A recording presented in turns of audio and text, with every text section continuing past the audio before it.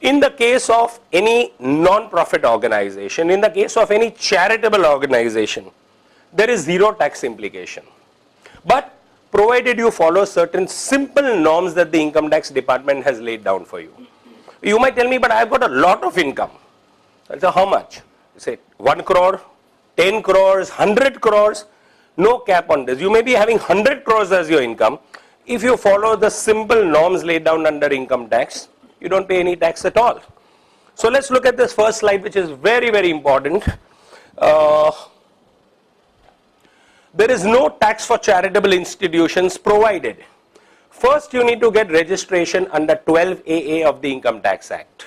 It's a one-time registration. So what happens is, first at the state level, you either register yourself as a trust or a society. If you are in Maharashtra, you will be registered both as a society as well as a trust, or as a company under section 25, and you can say, now the car is ready. But how do you make the car run? You need fuel. That fuel is money. Money equals income. Income equals income tax. So now you go to the income tax department to exempt your income from tax. So even before you get the 12A, you have to get a PAN number for your organization. Whether you are a trust, society or company, you get a permanent account number. That's important. And then you get a 12AA certificate. It's a simple one-page form. With that, you attach your registration certificate with charity commissioner or whatever the case may be, and attach your constitution. That is your trust deed, memorandum and articles of association, and whatever other details that the department may ask you for. And once you get it, you have a 12A registration, which is there. You don't have to renew it.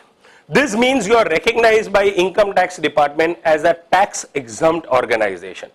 But this tax exemption is reviewed on a financial year to financial year, or rather what the income tax calls assessment year to assessment year basis. So in certain years, if you do not obey the laws of income tax, in that year, your 12A stands suspended.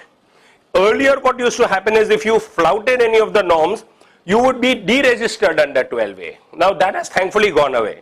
They assess you on a assessment year to assessment year basis, and in any year where you have defaulted, in that year, your 12A is suspended. That means in that year, you are treated like an AOP and you are charged at the maximum marginal rate of tax, such as your business income going over 25 lakhs of rupees or whatever other norms I'm going to talk about. Second requirement is that the institution must continue to operate only for charitable purposes, according to your own objects. You do not swing around on that. You must spend at least 85% of your income in any given financial year that begins 1st April, ends 31st March, on the objects of the institution, which includes your admin costs. The language in the income tax is apply 85% of your income, which includes your admin costs. What do you do with the balance 15%? Yes, surely you could take it to your corpus, or you could create it as a reserve fund, or a contingency fund, or a building fund, or a repair fund. Let's say sir, you are running a hospital, so you may put that money aside for some kind of a contingency or a repair fund for your hospital or for your school or whatever. That 15% is unencumbered. So you can really create a sort of a corpus or a reserve fund. You put it under any nomenclature. But that minimum requirement of 85% spending is mandatory. You must invest your funds only as per norms prescribed under 11.5. That means no investment in shares and stocks, bank deposits, Government of India, bonds, etc. And the trustees and their relatives should not derive any personal benefit. Most important, section 13 over here. If you in any financial year, for us it's financial year, the year after that is treated as the assessment year from the income tax point of view, you follow it and you pay no tax.